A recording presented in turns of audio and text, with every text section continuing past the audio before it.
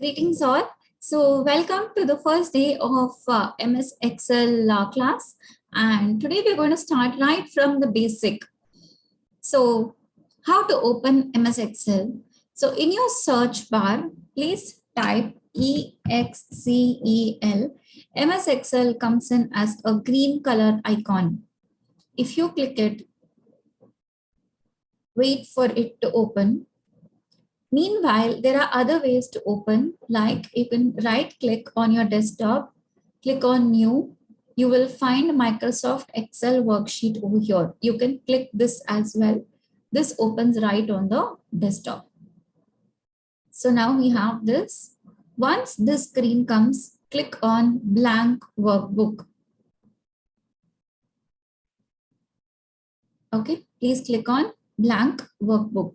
Now, over here, see, this is how the Excel looks like, wherein you have rows, columns, cell, many things. So this horizontal identification of the cell is called row, the horizontal line. It goes like this, and rows are given numbers.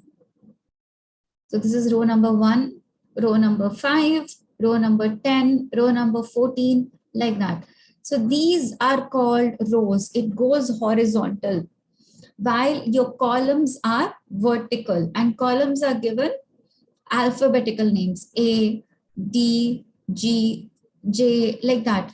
And what happens after Z? The question is, okay, numbers are endless, but after Z, what happens? It becomes AA, AB, AC, like that. It goes so on and on and on. So these are called rows. The horizontal identification is called rows. The vertical identification are called columns. And whenever you click on the name of the column, the whole column gets selected. When you click on the name of the row, then the whole row gets selected. So these are called rows and columns. Now you can see that your Excel sheet, let me zoom in a little bit more. You can see that your Excel sheets are made of rectangular boxes. Okay, these are rectangular boxes. Now these rectangular boxes are called cell.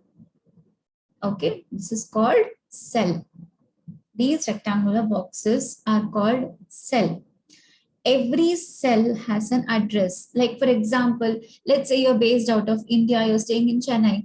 So then Chennai, your address, where you're staying becomes your address. That is, if anyone comes to your place, you just give them the address, they'll be able to find you. Same way, let's say you're staying somewhere in US or Canada or any other state in the North India. If you give them your address, they can find you.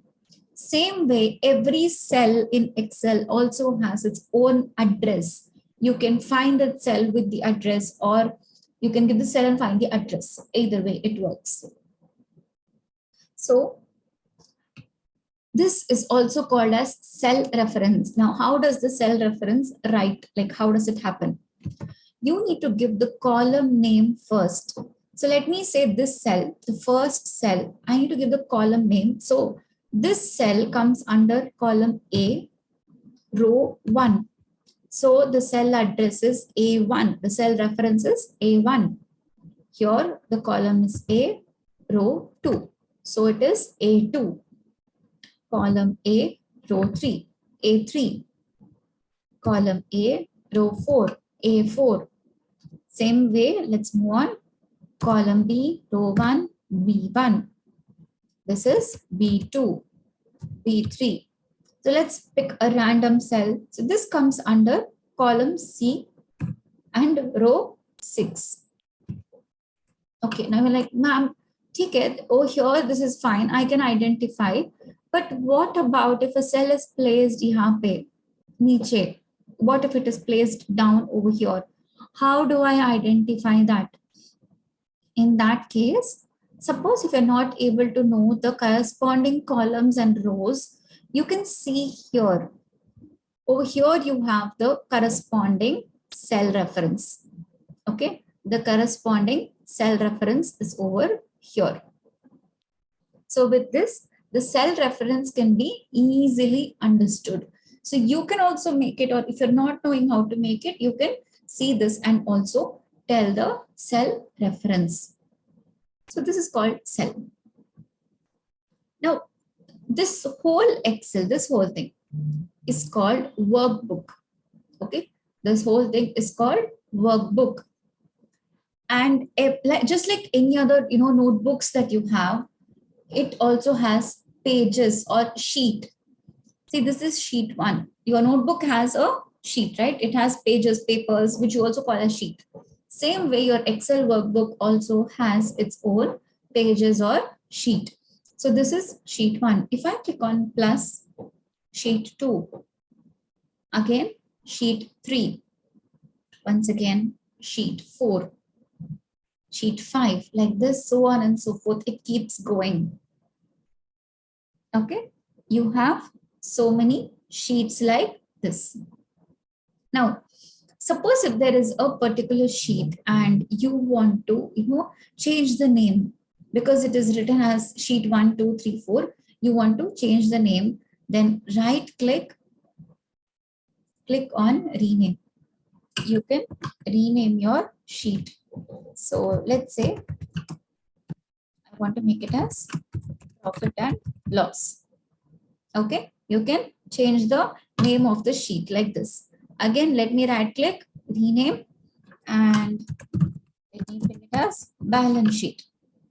Or suppose, let's say you're a teacher assistant and you want to write the class name over there. So class 10, rename class 11. Same way, you can also add color to the sheet, the tab alone, where the name is just for that place. So right click under tab color, select any color of your choice. So this is green. Let me make a red color, a yellow color, and let me go for a darker blue. So look at this. Each of your tabs are in different color. Why do we need this? It's just for identification purpose. Each of your sheet has different, the color, the sheet alone has different color, and whatever you type there, it remains within that sheet only. Okay. So you saw, basically, what did you see so far? You saw what is a workbook. A workbook has different sheet. The sheet you can add, you can delete like this, right click, delete. You can delete as well. And you can change the color of the tab, and you can type like this. This is called cell. You learned what are rows and columns, and you learned what is cell reference. Now, just like a MS Word document, whatever you type over here, you can change the font style using under home tab, under the font cabin, change the font size like this, which makes it bigger. Small number makes the font smaller. Or you can use this as well to increase the size. You can make it bold, italics, underline. You can click it once more to remove this. You can add color to your cell like this. Change the font color if you want to. Okay, so all these are actually part of MS Word basics, but however, the same thing, you will see the same thing over here as well. Now, just like the the parts of any MS Office tool, this subtraction symbol over here is called minimize. It goes down, but you can always open back up. If you click on the square, it becomes a little small screen, and this becomes full screen. And if you click on close, it completely closes your Excel. But before closing, we should always save it. So file, save as, and let me save it in desktop as file 1. Save. Okay, so these are the basics of Excel. See you all in the next video with more exciting concepts of Excel.